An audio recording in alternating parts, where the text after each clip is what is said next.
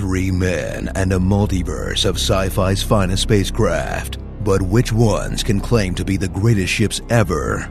Welcome to Space Doc Jury.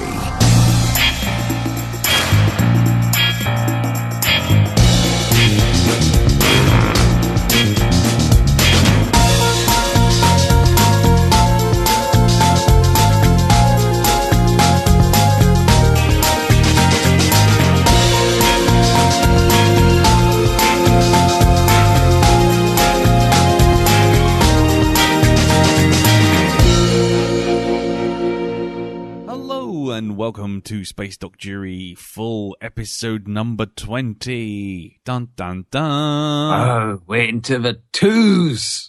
Yes, we're to the twos. I'm Lee, and I'm bringing the Vogon constructor ship. I'm Peter, and I'm bringing the HMS Fearless. And I'm Andy, and I'm bringing the MCRV Donnager from the Expanse. Oh, yes. Yeah. Well, I was going to say, mine's from Hitchhiker's Guide. But I kind of hoped everyone would figure that out. And what's yours from again, Pete? Mine's from a series of books, the Honour Harrington books, specifically from the first one, which is on Basilisk Station. Brilliant. Okie dokie.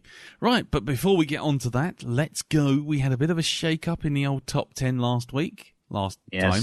So, I sense a great disturbance in the force. Yes. Exactly. And there's 1,000 spreadsheets cried out. Terror. And we're suddenly silenced. I feel that something terrible has happened. So, we had a big injection of Lucas into our lives. And so, let's start at number 10.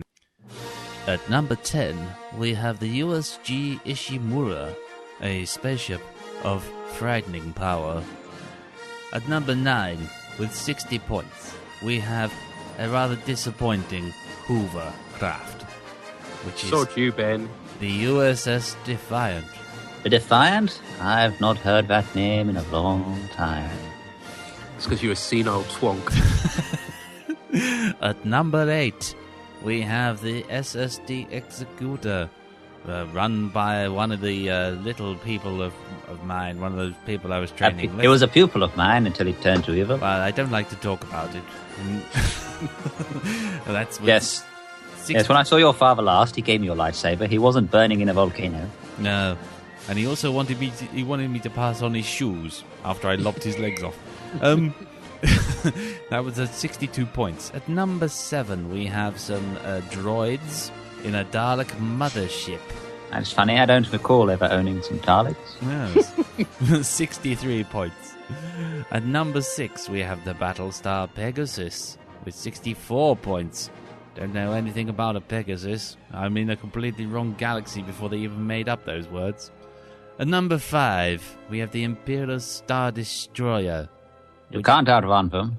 There are alternatives to fighting. Yes, which is sitting at number 65. At number 4, we have the Battlestar Galactica, which is at 65 points. Also, who's the more foolish? The fool or the fool who follows the Galactica in a fleet? I would say the fool who thinks Ron Moore knew what he was doing. He had a plan, apparently. Yes. At number 3, we have the Borg Cube with 67 points. Don't give in to hate. And at number 2, in this rather tedious attempt to do a top 10, we have the Vengeful Spirit with 69 points. It is twisted in evil. Yes, twisted in evil. Yes, not as clumsy or as random as a Death Star, which sits at number 1. That's no moon. That's a space station. It's too big to be a space station, but it is. But it's not. It's not stationary, so it can't be a space station. It's weapons platform with 73 points. Now, if you'll excuse me, I'm just going to go have a lie down. Be shot. Good. Use the Force, Lee. Give in to your fate. No. Trust your feelings. Oh, please. You've never met a more wretched hive of scum and villainy. We must be cautious. Anyway, so there you go. That's the top 10. We are never doing that again. No. No, it's not. Quick, let's get the Death Star off the top of a top 10. Yes. Let's bring back Slaanesh you watched. That was better. No, it wasn't. It really wasn't. Anyway, so, yes, as is the rules, we go from the person who lost last, who goes first.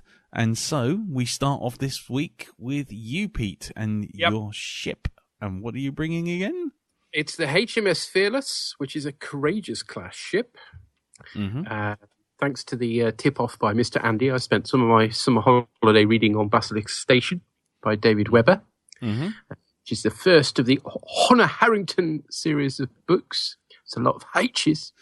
And it features a lot of Space Navy battles, which is good fun. Yep. Good proper British ship names. Yes. They like their Navy stuff. Blimey. It's very big on techie terms. You have to basically have Google to hand if you're not an expert on all things naval. But on the upside, there's very well written characters and it's a nicely structured plot. So, yeah, I rather enjoyed it. I'm new to the book, so excuse any mistakes I make along the way. Literally, I've only read the first one, so I'm sure there are probably people out there who've read them all and know them far better than I do, but I shall do my best. The Fearless is part of the Royal Space Navy of Manticore and is Harrington's first command. She's given something of a poison chalice to start with, as the ship's crew are not very well motivated. She's given a ship with half the armaments ripped out and replaced by one big but risky-to-use gun, and she's given a crappy Coast Guard mission at Basilisk Station, which is situated at the equivalent of the local jump gate. So think traffic control duty at Watford Gap Services. Thankfully... Which is the Southwing Services. Yes. Things quickly change in the course of the book, and Honour and her crew, spoilers, managed to save the day at the end. And the level of detail is sometimes quite overwhelming, it has to be said. And as I say, there's an awful lot of technical naval terms being used, but whenever I Googled it, I mean, it wasn't stuff he was making up, it was stuff that actually was a thing. So I guess if you know lots about the Navy, it must be a lot easier read, I should think. And I would never have made it through if it wasn't for the fact that actually the characters were well written as well. So that kept me attention. We are slightly hampered with this in as much as there's not really obviously a sort of agreed image. You just have to go from what little description there is in the book. There's a wiki, of course there is, because there are a wiki for everything these days, which is obviously sort of fan put together. I don't know how reliable it is, but I'm relying a lot on it. And it has a picture which, to be honest, just makes it look like a metal dildo. I got 3 words for you. Hitachi Magic Wand. Yeah, that's definitely not how I imagined the ship looking, so I shall be ignoring that picture for the purposes of this. Okay. Maybe. Realisation should be fun for you then. Oh, yes, that's slightly sticky wicket, that one, but hey, it wouldn't be a ship I chose if it didn't have some sort of a problem. At least this one didn't crash. Well, as you say, you've only gotten through the first book. I mean, in fairness, I'm looking at this now, and I've just Googled it up, and it just seems like every single attempt at making this ship in DeviantArt and what have you, they all look pretty much the same. They all do look like the ladies' unique massager. Shoulder massager. Yeah, ladies' unique shoulder massager with bulbous end. Yeah. Why? Just why? I don't know. But I tell you what, if you wouldn't want to sit on it. No. So shall we go to the size then? Yeah, let's I haven't got the girth. I've just got the length. I'm afraid. Well, it's all about the girth. Go on in. It's what's the RPM? It's the battery life. That comes under special. Okay. Pardon the phrasing. Oh dear. It's 389 meters in length, which gives us a 4. Yep, that gives us a 4. Nice. Okie dokie. Speed wise, she's set in a particular solar system for the purposes of the book, for the most part anyway, and zips around it quite quickly. So I reckon she probably crosses the system in hours. Right. So that gives us a 4. Okay, that's cool. So it's not light speed though. Yeah, I always get unstuck with this one. It does have fast and light. But that's a different engine. But it's a different engine, yes. Yeah, cool. And this is where I'm not sure which way we're going to go with this one, because I know that the rules here, generally, basically the whole idea is that she's based at this particular station, which is guarding a wormhole. Right. Effectively. But ships need to be hyper capable to use the wormhole. They have these generators that enable them to fly through them. So I don't quite know whether that counts. It's not making its own jump point because it has to go to the station. But not just any ship can use it. It has to have the right sort of engines to use it. So I don't know whether that gets it a 3 or not. Well, but I recall that the universe is not that big. It's kind of just a local cluster, isn't it? It's quite a small, compact system of stars it goes to. And I'm pretty sure it is in the same sort of way Babylon 5. It's jump gates, although they use naturally occurring wormholes to do it. Yeah. To get you through there. I mean, it sounds to me pretty much like what we did for the Nemesis the Warlock, where it needs the engines to use the jump gate once it goes through the jump gate. If it can't get through it, then it, if it even if it can go through the hole, it still isn't. It needs the engines themselves to engage the jump, because whereas Babylon 5, you don't need a jump engine to use a jump gate. This, you do need a jump engine to use the jump gate. So so I mean, that would be that is a Babylon 5 kind of thing, then, isn't it? So it's a 3. 3. Yep. Okay. I'd be happy to say 3. Yeah. Cool. Okay. So how does it maneuver? Now this is interesting, given it's a book. Yeah. It's able to basically. It's like your sort of sea-based ships. So it has forward weapons and it has broadside weapons, so it needs to maneuver in order to bring its broadsides to bear. So it needs to be relatively maneuverable for that reason. It's also sort of zipping in and out of shipping lanes for quite a bit of the novel. So I think we're looking at sort of Trek capital ships sort of maneuverability, which is a 3. I think it's more 2-ish. Just from fair play, I've not read the book in quite a while, but the way I read them, it reads like a heavy capital ship sort of thing. And I don't think it's quite flying bricks, because they do take Newtonian physics and stuff like that into account. But it's not. It can't turn on a dime. It can't do that kind of fancy spinning around on the spot like the Enterprise can do. But we did give the Reliant, for example, a 3.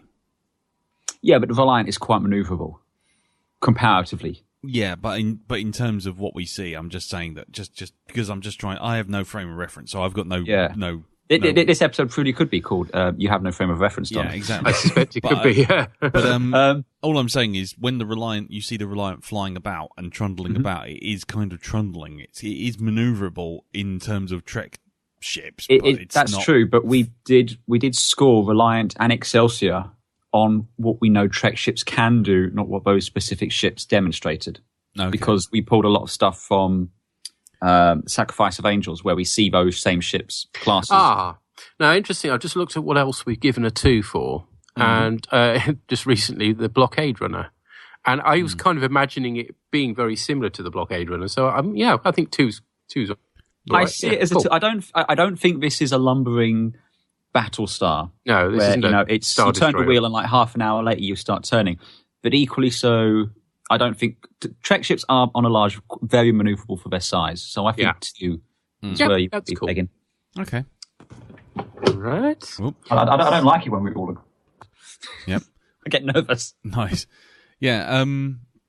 So go on, carry on. Brings us on to Firepower, which is an interesting one because it's armed with, or rather, it's the Courageous class is normally armed with 2 missile tubes and 1 spinal laser mount. Right. It says chase, which I presume is to the front because it's chasing after things and using it. Yep. Yeah. Yep. And then normally for the broadsides, it would have 7 missile tubes, 2 grazer mounts, a grazer apparently being a more powerful laser, and 2 30-centimeter laser mounts. But those were all ripped out and replaced with this, now what was it called? Oh, hang on. I've got it down here somewhere. Gravlance, yes. In place of its broadside armaments, which was a short-ranged weapon that required nearly all the ship's power, but, crucially, it could shoot through shields. So properly used by a still skilled commander, it could be a one-shot killer. Right. Now the question becomes, what size ships is it one-shot killing? And that's a little more difficult to be able to determine, because literally I think it only uses it once in a training exercise, so it doesn't actually destroy the ship. It's just registered as a hit. And then it's used once later, more towards the end of the book, on just one ship, I think. Right. But I have no idea of the scale of that. So I think we're around about 9 or 10. But 10 would be definitely shooting a capital ship, but I'm not sure whether the ships it's shot are capital ships, if you see what I mean. We've got a bit of a problem here in the universe of Honour Harrington. Yeah, when we say one-shot in capital ships, and maybe this is something we need to have a discussion off-cast later on, we have series that we cover where the ships themselves are not particularly strong, and you can one-shot that ship. But then again, you have shows where ships are very, very strong, and to one-shot that ship, you have to be quite a powerful thing. I mean, because this series is very much naval-inspired, the Fearless I've always kind of pegged at a cruiser level. And in the Navy, as in the Royal Navy sort of thing, the progression of ships would be, at the very top, the most powerful ships would be your battleships, your battle cruisers, and your aircraft carriers. And then below that, you have your cruisers, which are, they're quite powerful. They can hold their own, but they're not the top beasties out there. I don't think, from what I remember reading, that they are, especially with a Fearless, because she's an older ship. She's supposed to be what's the term? Almost a punishment command.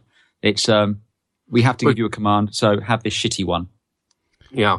And fuck off. The Fearless is in no way a top of the line sort of ship. And I mean, if we're pegging it at a 9, we're pegging it up at Star Destroyer levels.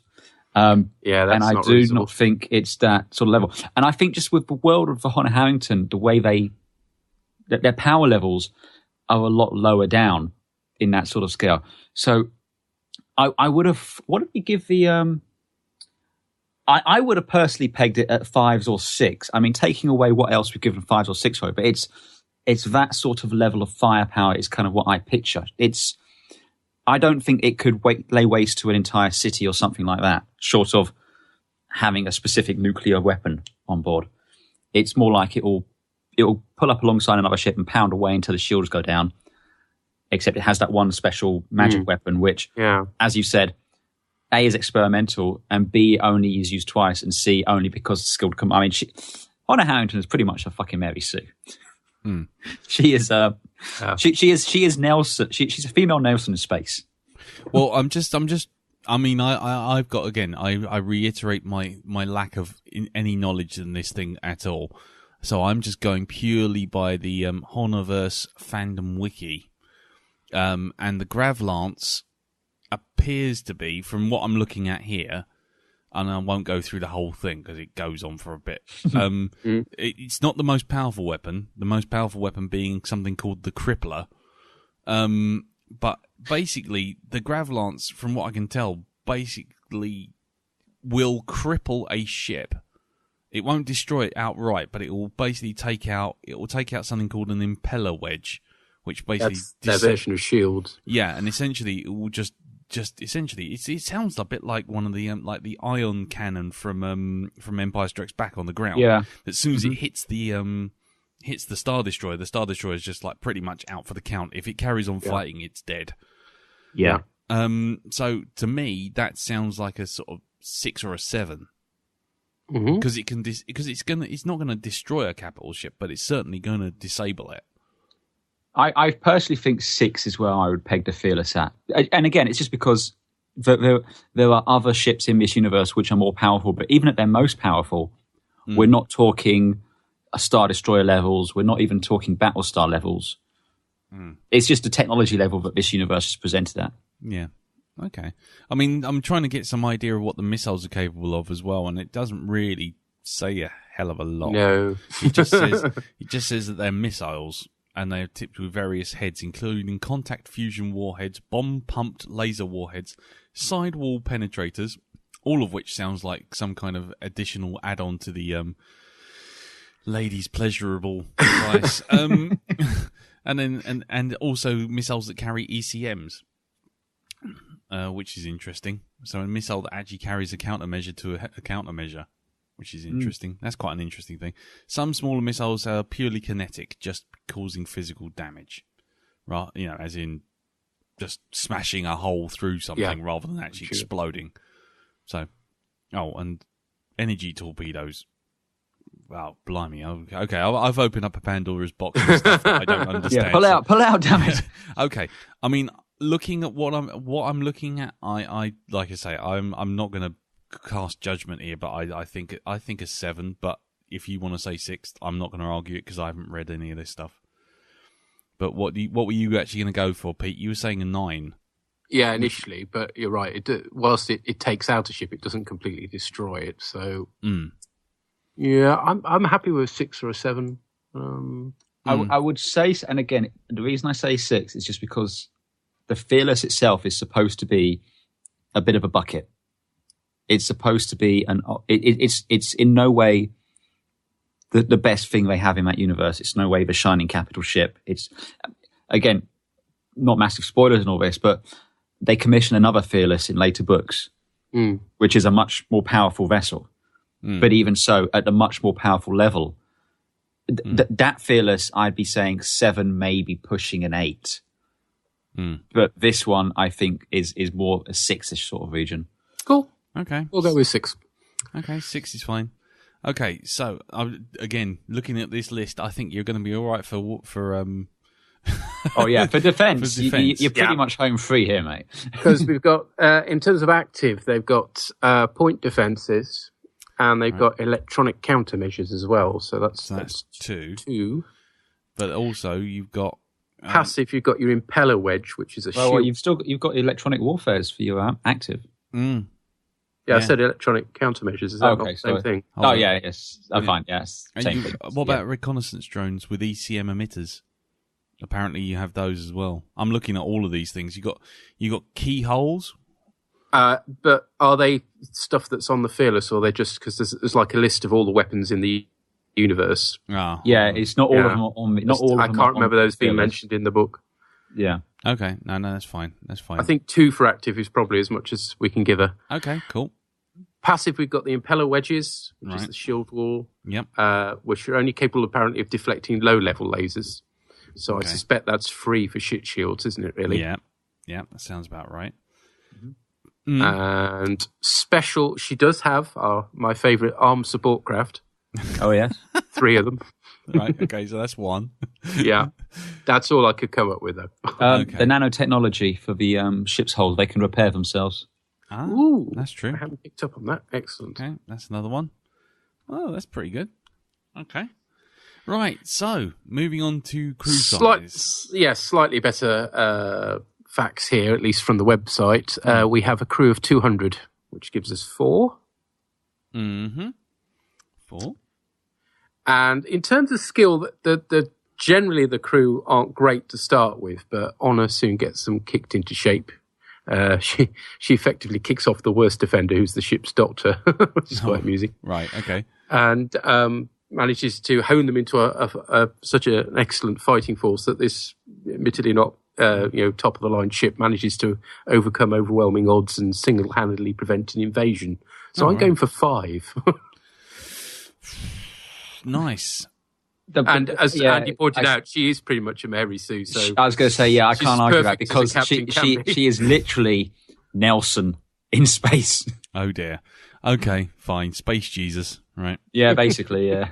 Okay, fine. 5. In later books, it gets silly though. It gets really silly. Though I would just like to point out, and this, I know this is rehashing old wounds here. But in the case of getting an untested crew, kicking them into shape, and defending the Earth, that sounds pretty much like a certain 2009 Starship crew. Which I wanted to give more points to, but was told I couldn't because we'd already given the Enterprise D a kicking. Yeah. So I'm just pointing out, just in case, the JJ. Yeah, but she doesn't make strange decisions that they make throughout that film. So it's a wonder they managed to save the day in Star Trek 09. It isn't a surprise at all that Honour saves the day because, again, she's presented as your perfect captain. Okay. No, it's fine. It's fine. Just thought I'd bring it up. Do you want to just highlight that one as grey right now? I might just do that. No one's going to know what the fuck we're talking about. But that's fine. I'll just grey that one. They will do. They will do. Anyway, right, okay, so here we go. This is going to be interesting. Realisation, this is a bit more sticky, isn't it? I'm interested to know, Andy, when you were reading the book... Not if you clean it properly. Oh, really? When you were reading the book, Andy, were you envisaging a giant space dildo? Unfortunately, or fortunately, however you want to play it, I'd seen pictures of the ships prior to reading. So I kind of had that in mind when I was reading it. Oh, no. Yeah. Because I can't remember reading a description that said it was, I think they come in later books, like the more detailed description of how they look and everything. But it's pretty consistent that this is the way the ships in this universe look. And I'm not a huge fan of it. I mean, I really want to love these ships because it's like it's proper Navy stuff and they've got proper British names and it's awesome. And then you can kind of see what they're going for if that's the look in the later books. Therefore, they've taken a battleship, but obviously they're not going to give it a pointy kind of prow. Like it's more submarine-ish. Exactly. But with a battleship top on it. Yeah, but it's not the prettiest ship. No. and as you've already said in the first book especially, it's not the best described either. No, not externally, certainly. No. So we've got a 1 or a 2 for that, I think. No, okay. I mean, I've got no descriptions to look at, but I've got a number of fan art and things, and I have to say it looks fucking ugly. But anyway, there you go. Carry on. So interior. So what are we going for? 1 or 2? Well, I don't know. Does the book describe it particularly well? Not really, no. Not in the first one, no. I'd probably say 1 based on the first book more than anything. I mean, it's consistent in later books and stuff like that, but we're going kind of off of the first one. In terms of interior, you do get moral descriptions, and it's not just the bridge either. There are lots of bits and pieces you get described, which is better. It feels like a real world. It feels like an actual space sort of thing. Well, so I was looking for a 3 for that. Yeah. See, that's the thing. If you can actually visualize it in a book, I'm sure that actually that would count as good Yeah. The interior, I'd definitely say 3. Okay, 3 it is. Okay, science. Science isn't bad. It doesn't do anything too stupid. Again, because they're trying to go for a sort of naval vibe, they've sort of translated how this would work in space. And obviously, you don't have dodgy things like transporters or replicators or some of the stranger stuff we have in Trek. So I was pegging it slightly better than Trek and therefore 4. I mean, clearly it's not Tyson proof, but... Well, yeah, if it sits there and it... Because, I mean, I guess this is probably much the same as, the Hope books, where, everything kind of like they need to take time to steer and they need to plan and plot their directions and all that kind of stuff. Is that right? Or there's plenty of detail and it follows its logic through in the first book anyway, so that they don't do anything that they haven't already established they can't do. Okay. Well, that sounds like a 4 to me. That's cool. Yeah, I'd say 4. I mean, there's things like the FTL capability through the wormholes, but whatever. And there's impeller wedges, but they do make an attempt to explain the science behind those. So they spent rather too long trying to do that. Yeah, for my liking. there is a fair amount of that. So yeah, I'd peg it in a 4-ish sort of region. I mean, I'd say a low 4, but yeah, 4. Okay, cool. Speaking of cool, yeah. Now, if it were just the crew I was marking here, I'd give it a 4, because as I say, they're well-written characters, but the lack of a decent description of the vessel definitely bumps it down at least a point for me, so I'm going to give her a 3. Okay, 3. Andy? I desperately want to love this ship, because, like I said, it kind of has everything I want out of space combat. It's It's overly complicated with its naval terminology. Decent British ship names. I mean, even call the ships HMS. What more do you want there? But nothing, and I do mean nothing, can make me forgive that they've made the ships look like giant fucking space dildos. I mean, it's a book. You could describe it however the fuck you want. Yeah. You could have described it as a submarine in space. You could have done anything you wanted, but they did that, and purely on that, I've got to give it 1. I mean, I ideally love the book, but the ship itself, and I love it. I love the ship, but when it comes to cool factor, no, no, just no. So it's a 1 for you. I'm afraid so. So that's 4. I mean, I don't know how to even describe being cool. This being cool, I have no idea, because I mean, all I've got is some bad DeviantArt stuff. I mean, really. I mean, there's one ship which they've done really well in DeviantArt, which I shall send you an image over in a second. And I'm gonna go on that. Because I tell you what, if I go on any of the other stuff that's come off, Spaceship Battles forum or anything like that, I probably will just give it 0. But looking at this thing, I mean, you know what? As much as I hate to say it, it reminds me of the ship from bloody Hyperspace. Oh, the Cannon Lock. Yeah. Shit! Now with less detail. Yeah. It's funny enough. The one picture you've got us looks like a cross between the Candom Lock, the Ajax from Flash Gordon, and the aforementioned Hitachi Magic Wand. Yeah. So, I'm going to have to give it a 1, I'm afraid. Just because I just have no idea, and it doesn't look cool to me at all. I imagined it looking far cooler in my head, believe me.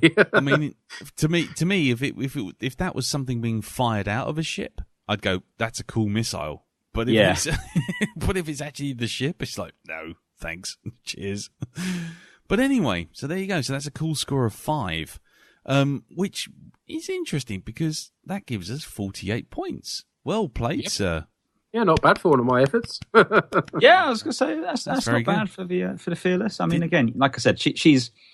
If you imagine that the Honour Harrington books do your traditional progression, this is your level 1 ship, and they just level up from there. So okay, well, bring another one, and you'll be into the 50s. I mentioned.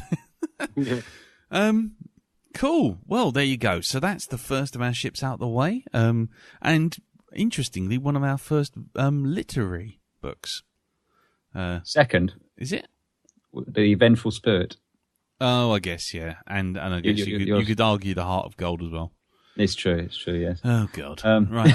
Well, I've failed again. But apart from those two, it's the first one. Yeah, apart from sanitation, public health, and the roads. Well, but it's the first purely literary one, isn't yes, it only exists in a book, to the best of my knowledge. Sad fan art. Yes, and sad fan art. Okie dokie. Right. Okay, well, let's move on. So we're moving on up the tree, and we move in terms of score from last week. And so we move on to you, Andy. What do you have, and what are you bringing? And tell us more about it. So I am bringing the MCRV Donnager from the books Leviathan Awakes, and also the TV series The Expanse, which is absolutely fantastic. And if you're not already watching it, you absolutely should be watching it. Especially now it's coming to Netflix. Hey, Netflix. Yeah. So, yes. The Donnager was the flagship of the Martian Congressional Republic's Jupiter fleet. And it was the namesake of the Donnager class of battleship, one of the most powerful ships in the solar system. Mm-hmm. It's a large battleship, almost 500 meters long, weighs approximately 250,000 tons. She is the epitome of a flying brick. You can see why I like her. But yes, she's big, blocky, with bulbous projections, seemingly random places all along the length of the ship. She's designed for long periods at high G and built almost as an office tower, with each deck is a floor of a building. Because one of the things in The Expanse is they're very, very big on their science and trying to make things make sense. And in The Expanse, gravity is down according to where the thrust is coming from. So down on the Donnager is towards the engines. And when it wants to slow down, it has to spin around, point the engines out the other way and fire from that way. It's very, very technical. It's very cool. Yes. Anyway, so she's about the size of a 130-story building. She has 4 main engines and has several frigate-size support craft, such as the Tachi. Tachi? Yeah, the Tachi. Or Tachi. Is it the Tachi or the Tachi? I think it's the Tachi. Tachi. Yeah. Which are effectively gun corvettes from Homeworld, but also very, very cool. Yeah. Her main armament consists of 4 torpedo launchers. We don't actually know the number of specific torpedoes, but some of them are equipped with plasma warheads. It's currently unknown if the Donnager would, as a standard matter of course, carry nuclear weapons, or whether they are something that's within the MCRN's arsenal.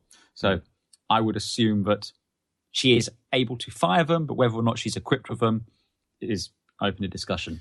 Yeah. She also has rail guns. I was coming to that. Oh, sorry. Sorry. That's all right. But yes, she's equipped with numerous PDCs, or point defense cannons, which are a primary defense, and they are scattered along the full length of the hull. She's also equipped with 2 massive rail guns on either side of the ship, although we do not currently know the ton of the tungsten that she fires from the rail guns. But these are primarily used in ship-to-ship combat. The ship is captained by Teresa Yao, and is generally, although the flagship of the Jupiter fleet, it is the pinnacle of the MCRN fleet. It's the enterprise of the fleet, if you will. It's the one that's on all the posters. People point to it. It's if you want to send a message saying, the MCRN is in town, the Donnager was the ship to kind of point towards it. Yeah. Again, as I mentioned, it features in the book series Leviathan Awakes, and only Leviathan Awakes. There's spoilers for the book and the series here, so we should probably warn out that one. She only appears in that one, and again is realised in the first season of the Expanse as well. And like I said, it's a massive flying Newtonian physics obeying brick, and I love it for it. So yes, shall we get on and do that whole scoring thing that we do on this show? Yes, the Donnager. Yes. Right, okay, go for it. So what are you asking for? Well, we'll start off with size. It's a nice and easy one. Yeah. It's 500 metres, isn't it? 500 metres. So that's a 5. Yeah, we like nice and easy ones, yeah. Cool. Now, on the sublight front, she's able to get pretty much across the solar system in, I'd say, days. She can get from Mars to Jupiter orbit in, I'd say, a week to 10 days. It's that sort of region. I don't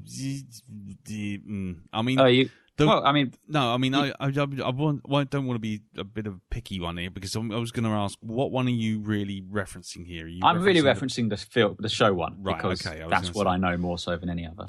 Because just for those who don't know, in Leviathan Awakes, all the ships basically work on a kind of slingshot basis, so they can go in a straight line and they can turn direction and everything, but it all requires massive high G turns. So what they tend to use is gravitational slingshots to fire them to planets.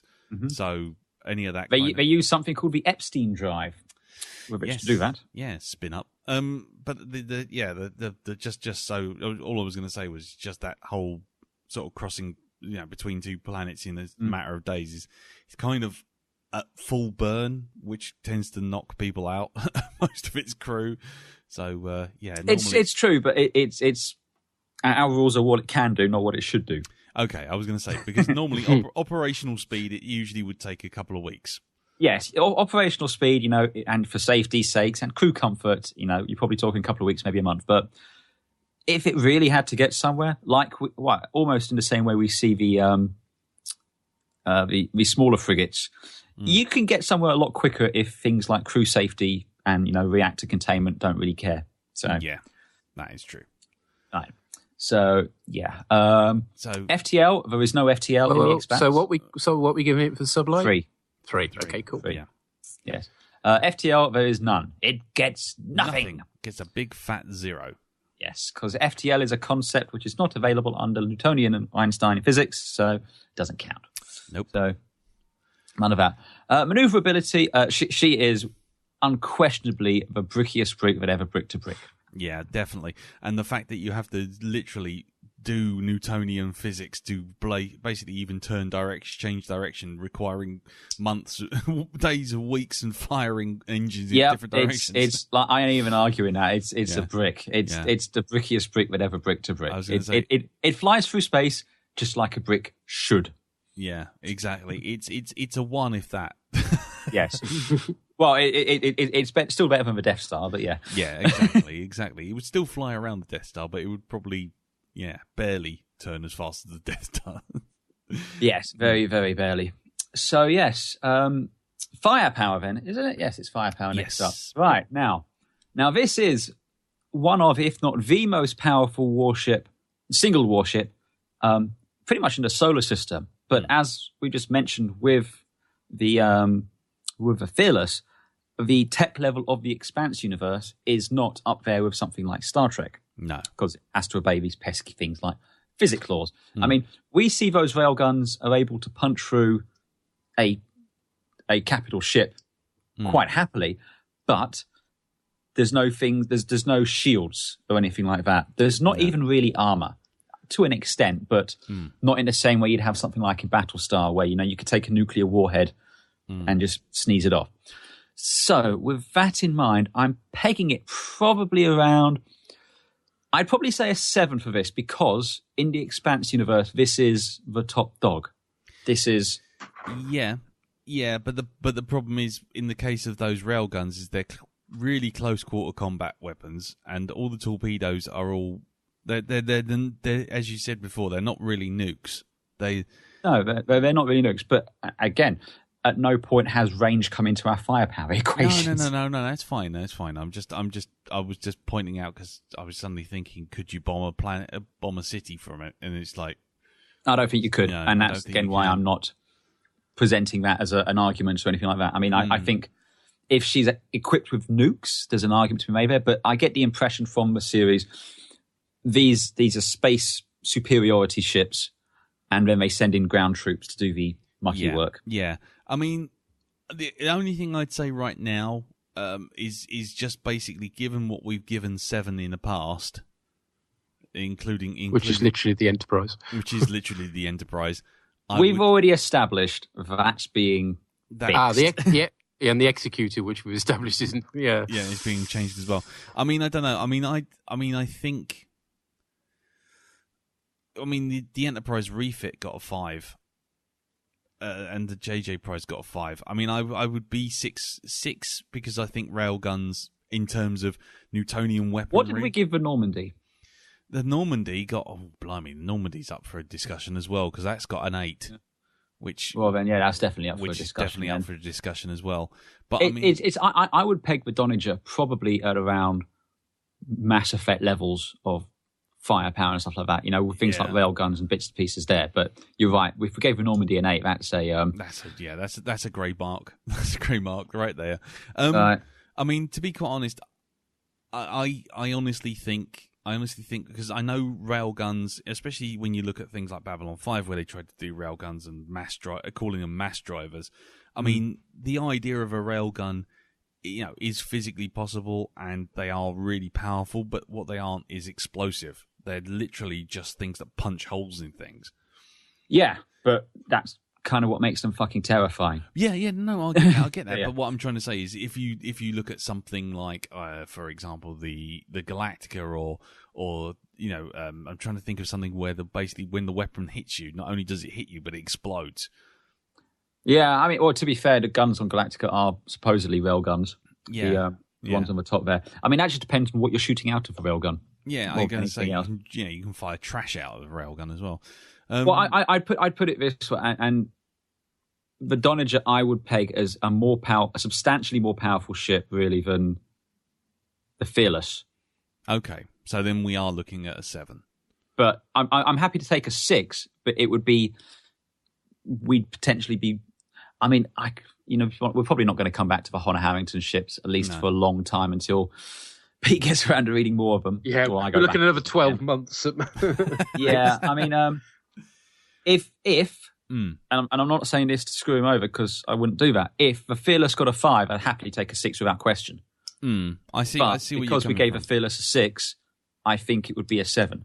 And I'm pegging it kind of against, because they're both kind of, as much as you can be, realistic, end quote, space battleships. Yeah, I mean, I get it. I like I say, I'm not gonna super argue this, and I'm just trying to get some kind of level, because essentially by giving it a 7, we're you're kind of saying a railgun, which essentially is just firing a big lump of metal through a hole. It's not really doing an explosion or anything unless you accidentally hit a fuel tank. It sounds to me like we're backing ourselves into a wall here, and I think actually the answer is to give the Donnager a 6 and the Fearless a 5. Because otherwise so. we're gonna be in trouble when we look at the other ships in terms of firepower. I think you're right. I mean, as much as I hate to, as you say, kick the Fearless down a point, but it's I think that needs to be addressed, because the thing is, railguns are lovely and fantastic weaponry and everything, but you look at something like the Centauri warships. They've got mass drivers and they do that, and they kind of. Well, the Centauri are firing asteroids down. Exactly, is what we're shooting. But again, we see in the show that when a railgun hits one of those things, the thing blows up. Now, I don't know if that's because it blew up because it hit a fuel line or something like that. Exactly. But if you watch the way that thing, as it hits, that ship explodes, like at the point of impact. Yeah, but again, like I say, when we look at something like the Enterprise D, or let's go up to something else that's got a sort of fairly high figure that we've kind of all agreed on, or something like the Dalek saucers, or I still have fucking issue with the Dalek saucer. Yeah, but I'm still, all I'm trying to say, or the Agamemnon, for example, which has got an 8. I mean, these things have got weaponry that explodes inside the ship. No. I'm happy to take the 6. Yeah, all I was just saying we don't know what it's shooting out of its railguns. No. I'm just trying to say I want to acknowledge that they're a powerful weapon, but I also want to acknowledge that there are things which are infinitely more powerful. Yes. Yeah. We need room on our scale. Yes, exactly. We do. We might have to drop something so we can expand our firepower score to 20. Yeah. Because I can't deal with 105 being a total. Yeah, maybe science. Maybe maneuverability. Maybe. No. Anyway, everything gets a 1 or a 5. That night down the pub's getting longer and longer, isn't it? we may just set up shop. Yeah, I was going to say we might just book a room for an evening. Right. Okay. So we're on to defense. Yeah. As far as defense goes, the only thing I think I can really argue for active is the point defense weapons. Yeah. I mean, it's implied there's ECM as an aspect, whereas you have like jamming and stuff like that, but no one hacks a computer or anything like that I could see. No. And no one's doing that sort of thing. So I think 1 for that, for active defense, just because it's kind of what she's got. Yeah. I do think I'd probably say a 2 for passive defense, because although she can't take a nuke or anything like that, she does take numerous missile hits. Yes, in rapid succession. Yeah, and, again, it doesn't really slow her down. I mean, what actually cripples the Donnager more than anything else is she overburns her own engines. Yeah. And once you lost maneuverability, you're kind of screwed. Yeah. So I think 2 heavy armor for that's fine. Passive. No argument there. And as far as special goes, we do have an onboard military. Yes. We have Marines on board. And we do have armed support craft. Although these aren't shuttles, these are proper frigates, sort of independent ships almost. Yeah, the Ricade, isn't it? The Ricade? I can't remember. I can never pronounce it. The Tachi? No, the Rocinante. Rocinante, that's it. The Rocinante. Well, that's the Tachi after they rename it, but yeah. Yeah. But yeah, they're cool little ships, they are. And she carries cool. 4 of them. Whee! Yeah, and they're all fairly hefty. By themselves. So yeah, that's definitely a point. Okay, so moving on to crew. Okay, so on the crew numbers, the crew of the ship itself it says about 300 with an unspecified number of Marines, but Marines are onboard military and stuff like that. So I don't really think we can claim anything on that. This is going to hurt the competence of the crew somewhat, because there's no way that however many people came off of those smaller ships and boarded her should have been able to take her out as easily. But, there was a certain amount of hubris, and the captain freely admitted it. I didn't think we would lose. So, yes, yeah. I mean, as far as it goes, anything over 250 is a 5 until you get to 1,000. So, well, fine. It is what it is. Yeah, it is what it is. Competence-wise, I mean, this is the thing. I don't think they were massively incompetent. I mean, they're not Voyager or Red Dwarf levels or Ace Trucking either. No. But they're not going to win any war. I mean, I'd be saying a 2 or a 3. I think it's unfair to really penalise them for what happened. They followed their procedures as they understood them. However, they have a massive level of overconfidence and hubris. Well, they have a massive level of overconfidence because no one in the entire solar system knew this third party existed. Yes. With that level of technology. They were built to deal with, it's a bit like the Somali pirates suddenly showed up and, they've got stealth ships. It's like, even if you were on a US destroyer operating in there, you are not expecting that. And if you're not expecting that, you really can't deal with it. I'm going to ask for a 3, I think, because is it the Spanish Inquisition that turns up? Yes. It was literally the Spanish Inquisition. Yeah. Literally. Yeah. I mean, as far as it goes, I have no problem giving them a 3. I think anything higher than that, I would definitely question it, but 3's fine. No, I wouldn't ask. I think 3. They are a perfectly competent group. And again, you've got to give them, once they realise that they cannot win, they understand the importance of getting that information out. Yes. And, they do buy the time for that to get out there. They have that, the wherewithal to understand that and to ensure that they survived long enough to get the word out there. So, yeah, I think 3. Yep, cool. Okay, exterior. Exterior. Well, again, although this is a literary book, and hands up here, I've not read it yet. It's on my thing. It is literally the next thing I'm reading. But you've read it. Yes. And you've spoken very, very highly of it. Yes. And it features quite heavily in the first season of The Expanse, and it is fucking gorgeous, the CG model they've used in this and how they did all that. I'm asking for 5 for it because it's the best CG work I've seen since Galactica. I would say 5 is acceptable. I mean, normally with CGI ships, I'm a little bit wobbly because they, CGI will date. I mean, I say 5 because as much as anything, translating from page to screen, it's done very well. The Donnager itself kind of gets a couple of line description, but what you see in your head, I think, isn't that far away from what you see on the screen. So, just for getting a reasonable adaptation, which, considering what we were just saying about the Fearless, and everyone going, hold on, does it really look like a ladies novelty massager? So, no, 5's fine for me. Interior, less good. Again, I'm not read the books, so I can't really comment on how it's presented there. But it definitely felt like to use our own scoring thing, a Babylon 5 redress studio.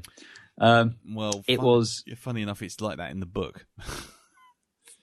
Well, I mean, I'm asking for a 3. If you think from the book it deserves any more, I'll acquiesce to that. But I think no, 3 is what I'd be pegging for. No, I mean, when it's described in the book, when they're inside the when the heroes are in the brig, for reasons that I won't go into. But the thing is, when they're in it, it's like the two authors. There's James A. Corey, but there's 2 authors actually writing the book under that pseudonym. It looks like they literally sat down, paused the Death Star on their DVD, and then just described that, and then went, and then there's some red flashes about, and it's like, so you literally did what they did with Babylon 4. You just described Babylon 5 and then stuck in some green gels. I mean, that's essentially what they do. They say, there's all this stuff floating about and there's lots of ladders and everything, but you kind of go, yeah, it doesn't really tell me anything. But every time they talk about it, it's all dark, shiny metal with red flashes here, and it's like, that's basically the bridge itself. I mean, it's 2 reclining couches and a desk, a coffee table, basically. It not unlike in something like Babylon 5 with the Agamemnon or Battlestar Galactica with the CIC. It just doesn't feel like a command unit for a ship. So 3 is kind of where I'm pegging on that. Yeah, we wouldn't go wrong there. No. Yeah. Science. I've got to say this is up there. I'm actually going to ask for 5 because there is nothing described in the show, with the exception of stuff which isn't on anything to do with Donnager, that isn't not only plausible, but actually well within the realm of physics as we understand it, even down to the Epstein drive. They've actually done tests at NASA, and they don't know why it works, but everything suggests it does work. And they're actually going to launch a satellite supposedly powered by this thing in the next 5 or so years, just to see if it does work, because if it does, it will literally change the way we understand physics. But it's described in the book, the way it uses magnetic coils and stuff like that in its propellantless drive. Again, things like how the ship is actually, the decks are made like office buildings. So down is towards the engines, up is towards the top. They have gravity boots because, when they're in zero-G maneuvers or low-G maneuvers, they've got to be able to walk around there and stuff like that. Even things to like, they have to inject themselves with some drugs to counter effect the high G stuff and all that. It's all, that's the calling card of the Expanse, really. It's all supposed to be, because it's set in the same time period of Star Trek. It's that same 23rd, 24th century. But this is, this doesn't require massive leaps of logic to get to them. Things like water is a valuable commodity on the ship. They have to be careful about stuff. So, I'm going to ask for 5 for science. You won't get an argument from me. Like I say, the books are very, very specific about how things have to be plotted and gravitational wells have to be kind of navigated and essentially how long they have to burn without, just to change direction. Yeah. No, I'm fully down with a 5 for that. Someone give Peter a kick, wake him up. I'm awake. Just checking. No frame of reference. No, that's absolutely fine. No, it's fine. Hopefully my one will unify you all in. Yes. Yeah. Everyone knows what you're bringing. Yeah, but then cool factor is the last piece. I adore the Donnager. It's got everything I want out of a decent military ship. It's blocky, but still kind of cool. It looks like it's got intent and will ruin your day. It's got a big number painted on the side. I like big numbers painted on the side of my ships. It's got a cool name. I love it. I'm giving it all of my 4. Yeah. Okay, so that's 4 for you.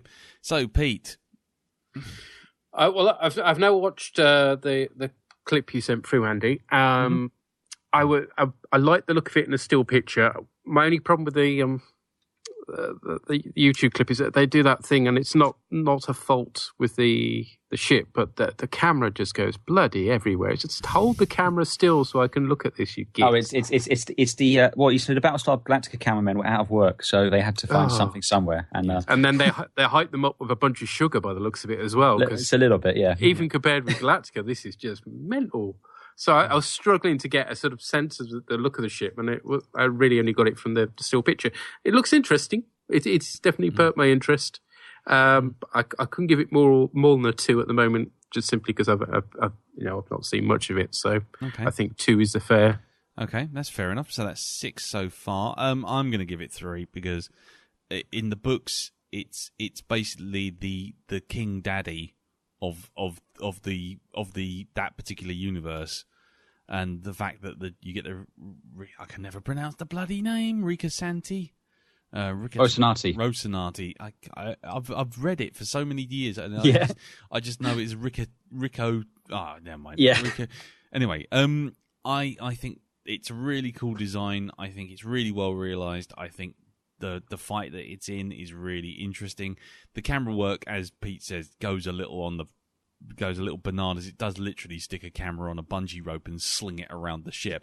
But yeah, in terms of the book as well, it's a really cool little vessel. So I'm down with it. So that gets my full 3, which means that we're on 50 points for the Donnager. There you go. So up there with a white star. Up there with a white star. Well, can't have everything.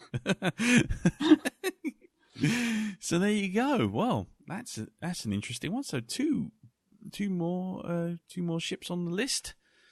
So nicely done there, sir. And nice big old brick. Get it renamed. I like my brick. Yeah, so that's cool.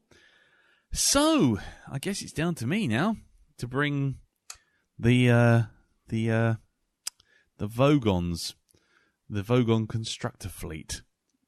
Oh, please, no more poetry. Yeah. I can't cope with it. Yeah. Oh, fretted grunt bugly, thy micturations are to thee, as purdled grab throdgets on a lurgid bee.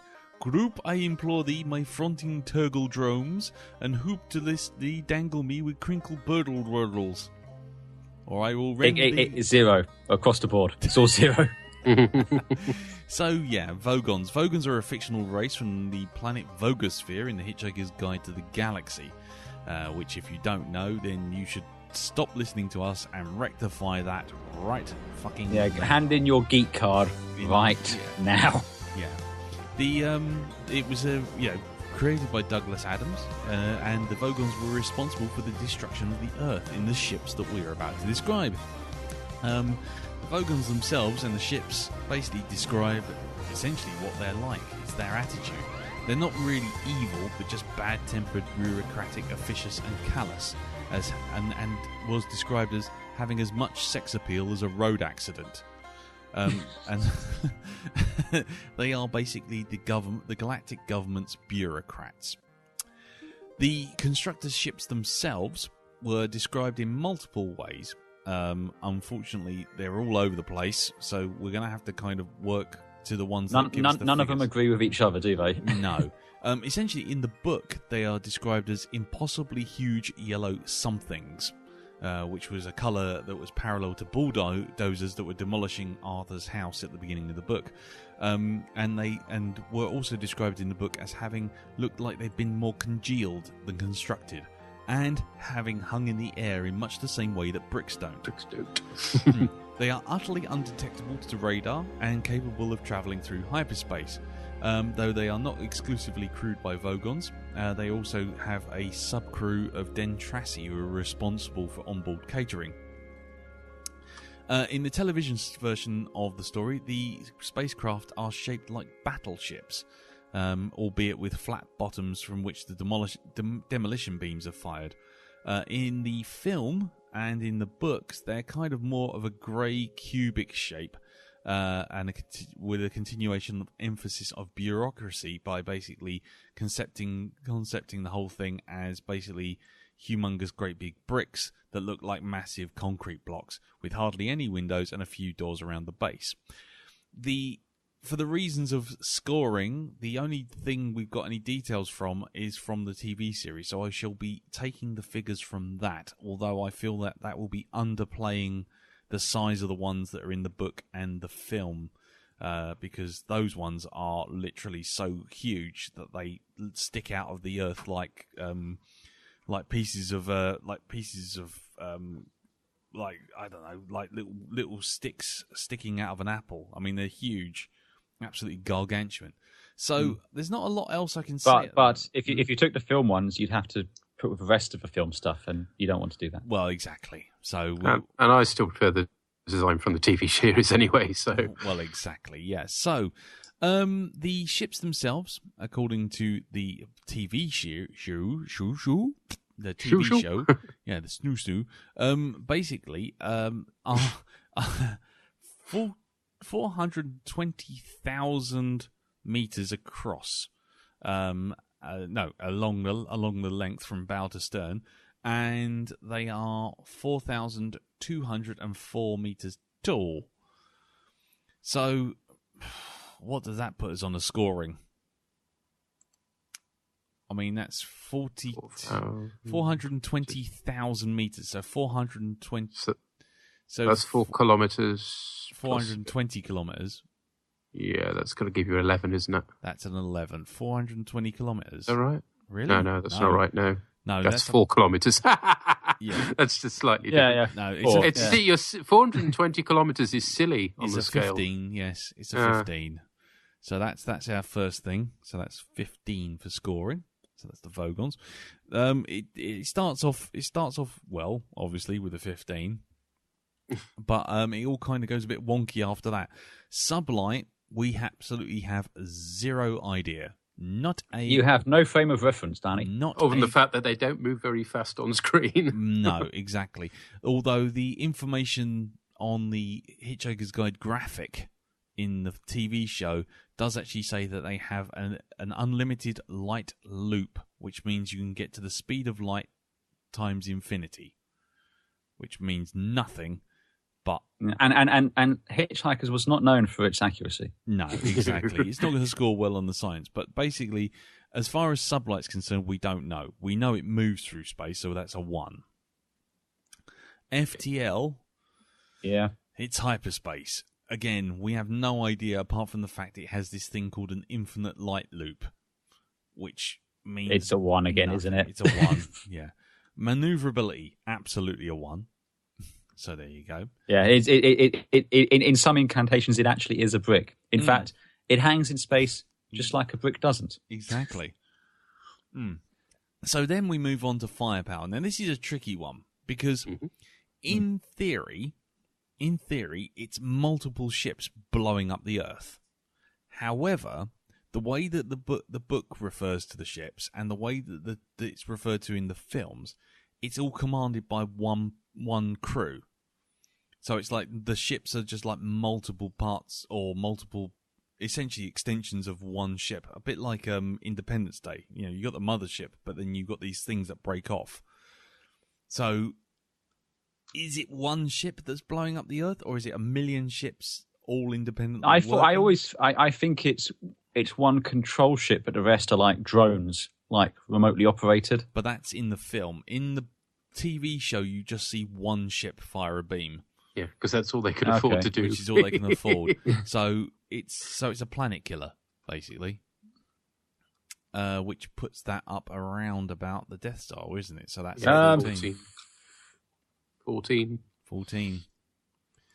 So as for defense, absolutely none in any direction whatsoever. It's 0, and I think we can presume it has heavy armor because it has to stay near the Earth when it explodes. But it depends how you view the explosion. In the TV show, it explodes like a proper planet, but in the film and in the book, it just implodes. Yeah, it just kind of goes, and that just pops out of the. I think we've got to take the rule when we don't know. So yeah, but it's not tinfoil, is it? I mean, come on. I mean, well, no, it's not tinfoil. But again, I don't. We don't know in the TV show how close is it when it fires. Yeah, I suppose so. Okay, so it's 1 for passive. Special, well, nothing really. I'll give you 1 for special, and do you know where I'll give you 1? Go on. Fucking Vogue on poetry.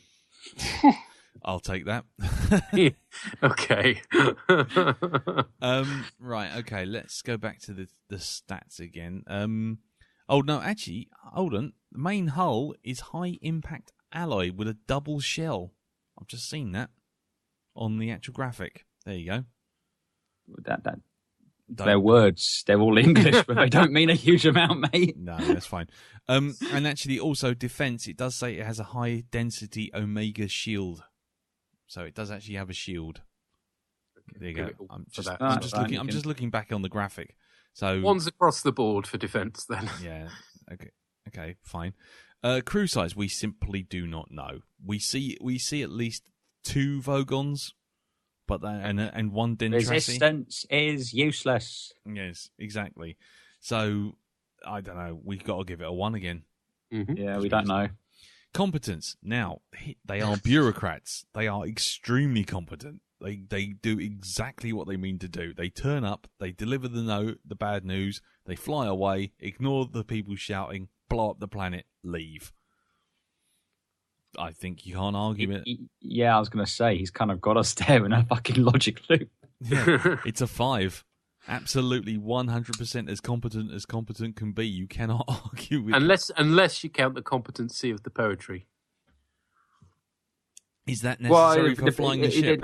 Culturally bad poetry seems to be what they were looking for. So. Oh, right. Okay. Yeah.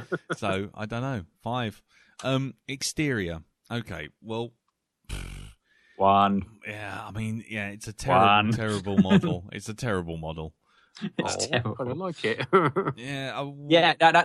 That's why it's a 1. No.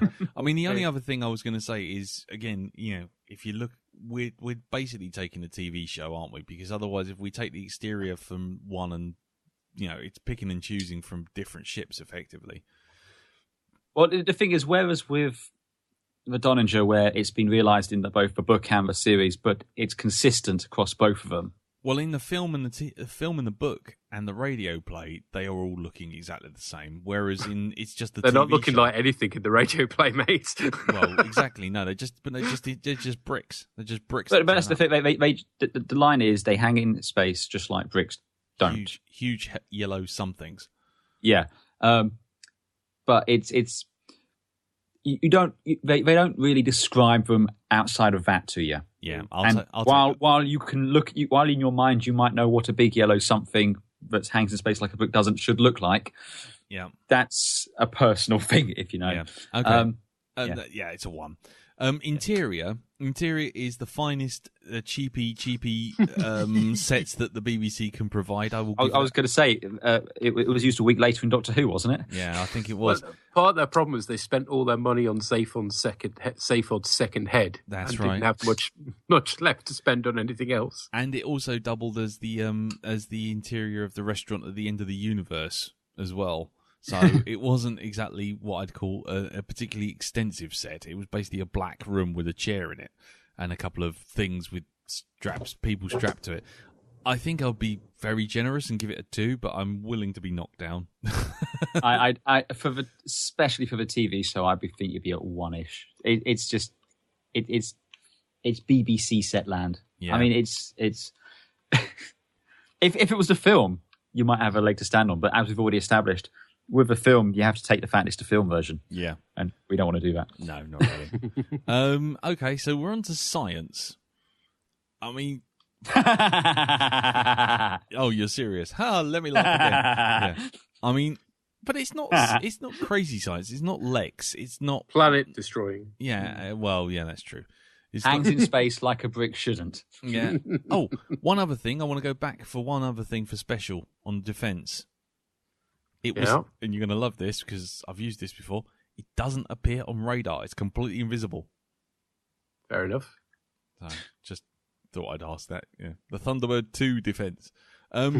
Science. Back to science. To be quite honest, there's nothing offensively against science in it apart from blowing up a planet. I mean, yes, that's a small thing.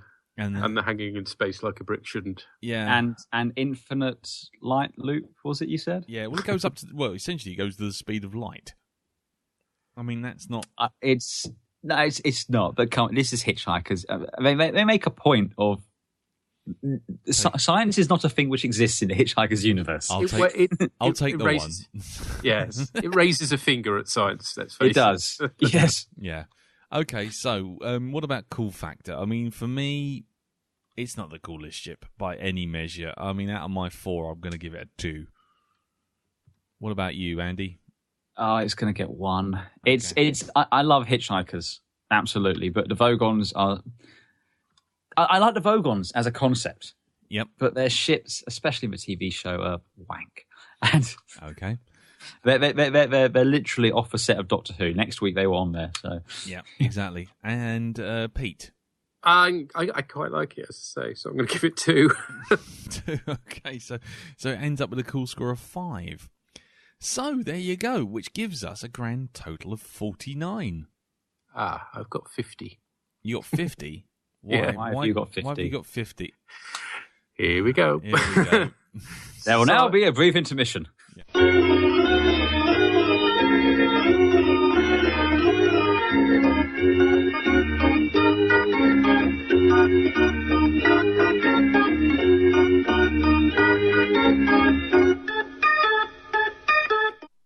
Hold on, so let me get this right. I was right again.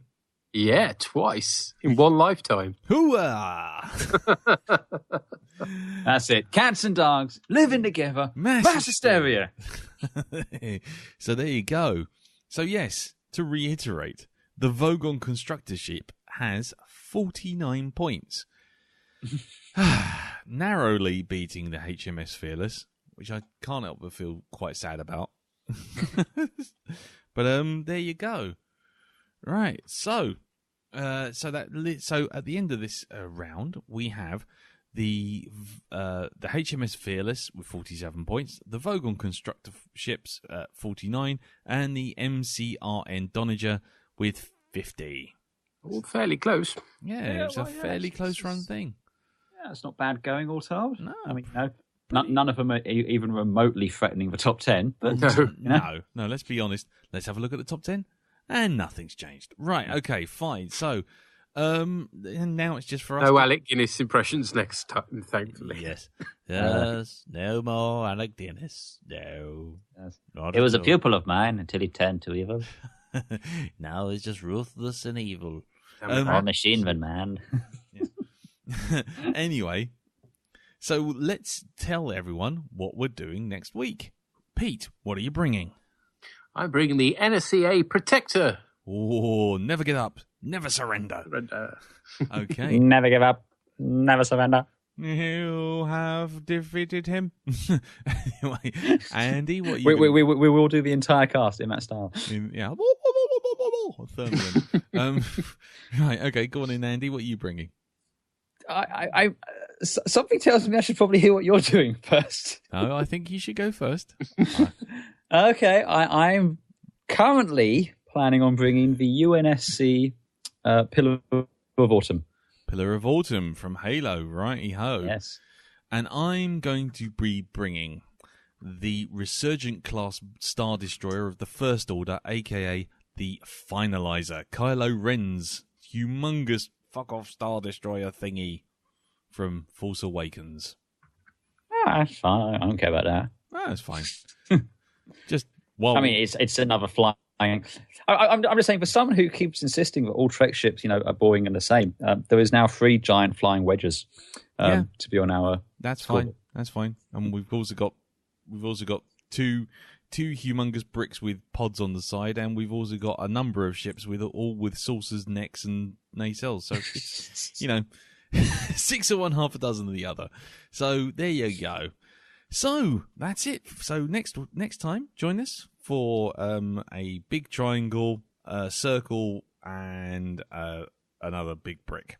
A big flying brick. Let's just say, I'm not doing well for interior realization. No, you ain't. Every corridor looks the same. It's almost No. Never mind that. It's how well does the interior fit onto the exterior? Oh God! How to dry. Okay, fair enough. Okay, so yes, if you got any thoughts on this episode, or you just want to send us any information, or just chat, or anything like Abuse and death threats, that sort of thing, join us on the Space Dock Jury Facebook group, which is facebook.com/groups/Space Dock Jury, and of course go onto our Twitter feed, which is Space Dock Jury. And so until next time, when we basically do this all over again, we'll speak to you soon. Take care and tatty bye. Cheerio, bye. Ta-ra.